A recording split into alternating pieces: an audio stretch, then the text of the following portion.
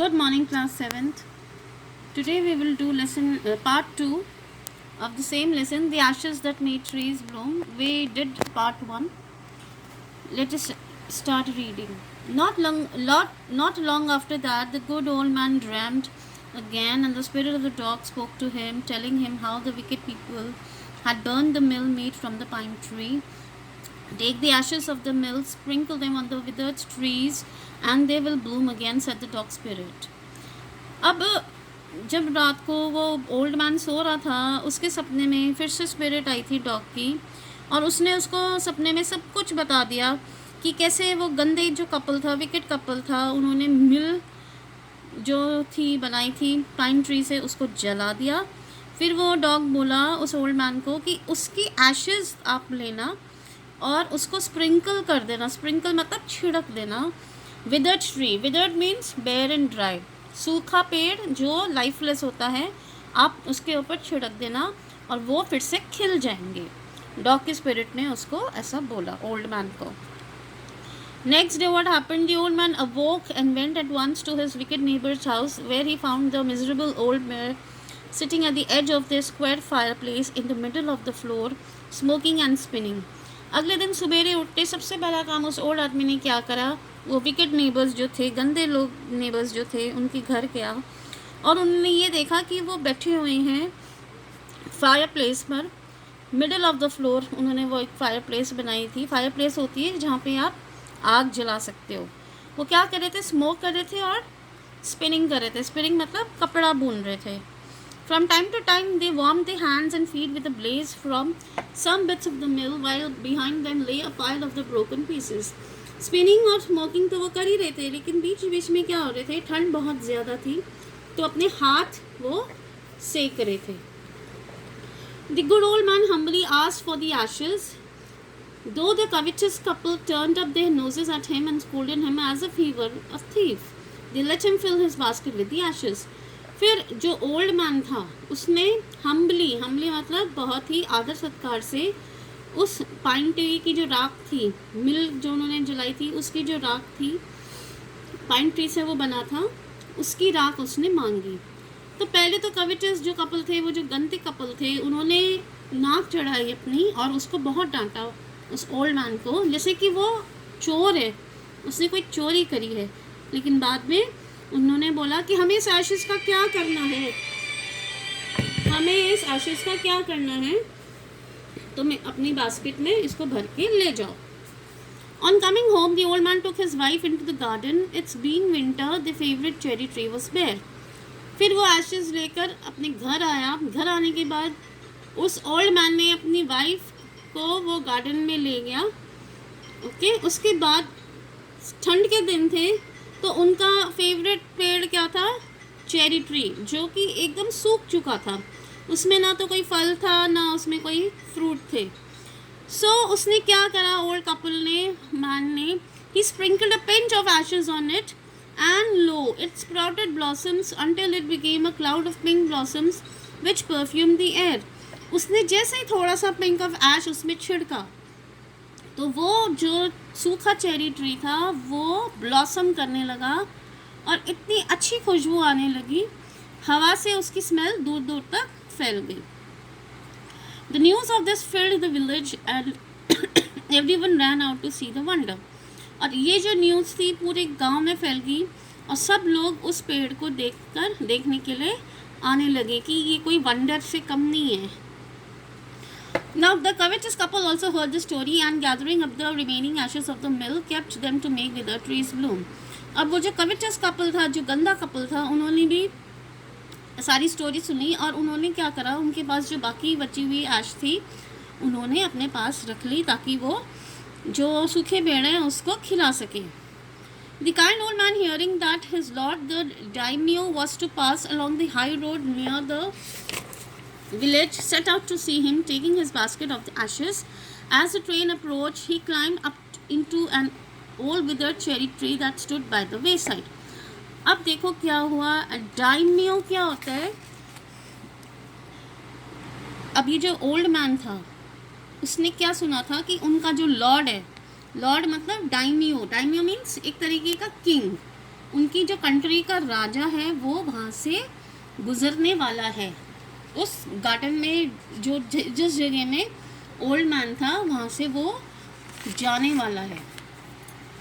तो उसने क्या करा, अपनी बास्केट को, एशेज की जो बास्केट थी उसको लिया और पेड़ पे वो चढ़ गया। एक विदर्ड चेरी ट्री एक और था, उसके ऊपर वो चढ़ गया जो वे साइड था, यानी कि रास्ते के साइड था। अब एक दो चीज़ें मैं आपको बताना चाहूँगी आगे बढ़ने से पहले कि वहाँ का जो जापानीज़ की स्टोरी है, वहाँ का एक रूल होता है कि जब राजा आपके एक प्रोसेशन के लिए जा रहा है, प्रोसेशन मीन्स कहीं से वो गुज़र रहा है, तो वहाँ का ये रूल है कि वहाँ के जो लोग होते हैं वो उन राजा को देख नहीं सकते डायरेक्टली, उनको देखना मना होता है। यहाँ तक कि उनको ये बोला जाता है कि आप अपनी विंडोज़ को अच्छे से बंद कर लो और उसको कवर कर लो ताकि आपकी परछाई भी उस राजा तक नहीं पहुँच सके। और अगर सपोज़ राजा आ रहा है सामने से और आप जा रहे हो, मतलब सेम वे से आप आ रहे हो और दूसरे वे से उसी सेम रास्ते से राजा जा रहा है, तो आपको क्या करना है, आपको उसी टाइम वहीं रुक जाना है और आपको नील डाउन करना है। नील डाउन मतलब एकदम झुक जाना है ज़मीन में, अपना हेड एकदम बेंड करके ज़मीन में झुक जाता है। आप आई टू आई कांटेक्ट राजा से नहीं कर सकते। तो अब इसको पता था कि यहाँ से राजा गुजरेगा, आएगा इस रास्ते से, तो वो ओल्ड मैन ने क्या करा, बास्केट लेके वो ऊपर पेड़ पे चढ़ गया। Now in the days of daimyos, it was the custom when their lord passed by for the loyal people to shut up their high windows. तो ये क्या कस्टम था कि अगर वहाँ से राजा गुजर रहा है तो लोग अपनी जो ऊंची ऊंची विंडोज़ हैं उसको बंद कर लेंगे। They even pasted them fast with a slip of paper so as not to commit the impertinence of looking down or on his lordship, यानी कि उसको अच्छे से कागज़ से चिपका भी लेंगे ताकि वो राजा को बिल्कुल भी झाँक कर देख नहीं सके। They are not allowed to see the king. All the people along the road would fall upon their hands and knees and remain prostrate until the procession passed by. और by चांस की बात है, अगर आप आते जाते राजा से मिलते हो तो वहाँ पे क्या होता है, सड़क पे ही आप झुक जाओगे अपने हैंड्स पर, अपने नीज पर, ओके, जब तक कि प्रोसेशन यानी कि राजा की जो सवारी है वो वहाँ से पूरी तरीके से गुजर नहीं जाती। ठीक है। द ट्रेन ड्रू नियर, यहाँ पे ट्रेन किसको बोला गया है, प्रोसेशन को। प्रोसेशन मीन्स जैसे राजा अकेला तो होगा नहीं, आगे उसके लोग होंगे, बीच में राजा होगा और पीछे भी लोग होंगे, तो एक ही लाइन में सारे चलते हुए जाएंगे, उसको यहाँ पे ट्रेन बोला है। तो जैसे ही वो ट्रेन पास में आई, one tall competent man marched ahead crying out to the people by the way, get down on your knees, get down on your knees, and everyone kneeled down while the procession was passing. तो जैसे ही उनकी राजा की सवारी वहाँ से जब गई, procession वहाँ से गया, तो वो जो उसका एक कॉम्पिटेंट यानी कि एफिशिएंट आदमी था जो उस किंग के लिए काम करता था, वो ज़ोर ज़ोर से चिल्लाया लोगों को कि अपने घुटनों पे बैठ जाओ, अपने घुटनों पे बैठ जाओ। Suddenly the leader of the van caught sight of the aged man up in the tree. He was about to call out to him in angry tone, but seeing he was such an old fellow, he pretended not to notice him and passed him by. अब इसी आदमी की जो राजा के लिए काम करता था उसकी नज़र ऊपर पेड़ पर पड़ी और वो जो ओल्ड मैन था वो राजा को देख रहा था, जो अलाउड नहीं था देखना।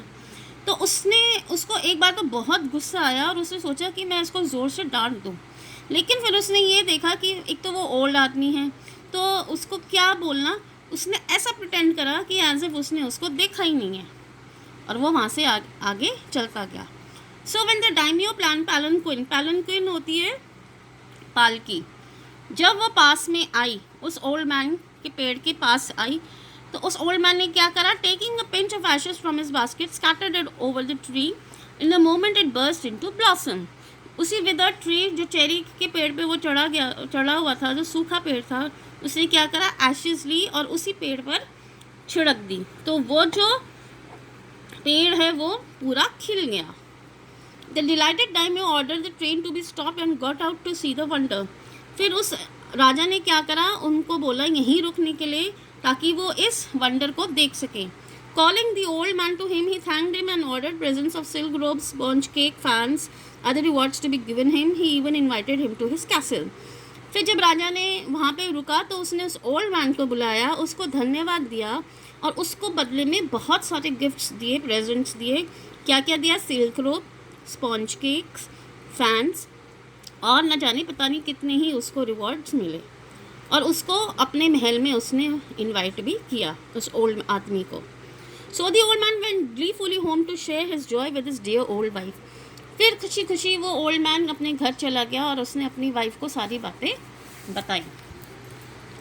अब देखो आगे क्या होता है. But when the greedy neighbour heard of it, he took some of the magic ashes and went out on the highway. There he waited until a daimyo train came along and instead of kneeling down like the crowd, he climbed a withered cherry tree. अब ये जो लालची couple था, लालची जो neighbour थे, उन्होंने सब कुछ सुना, सब कुछ उसका पता चला कि ऐसे ऐसी बात हुई है, गिफ्ट्स मिले हैं. उसने भी क्या करा, वो भी पेड़ पे चढ़ गया मैजिक एशेस के साथ और उसने ट्रेन की वहाँ से आने की वेट करी. ठीक है. When the daimyo himself was almost directly under him, he threw a handful of ashes over the tree, which did not change a particle.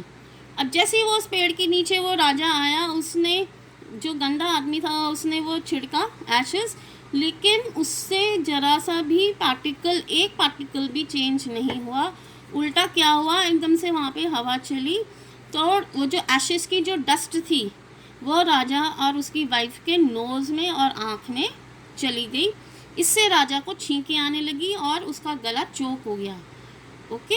It spoiled all the pomp and dignity of the procession. और वो जो आना जाना था राजा का, वो सारा कुछ उसने खराब कर दिया. The man whose business it was to cry, get down on your knees, seize the old fool, but the caller dragged him from the tree and tumbled him and his ashes basket into the ditch by the road. Then beating him soundly, he left him for dead. अब जो उसका आदमी था, वो जो आदमी था उसने क्या करा, उसको कॉलर से पकड़ा, पेड़ पे से उतारा, उसकी जो बास्केट थी ऐश की भरी हुई उसको खड्डे में फेंका और उस आदमी को इतना मारा, मार के उसको छोड़ दिया और थोड़ी देर में वो आदमी मर गया.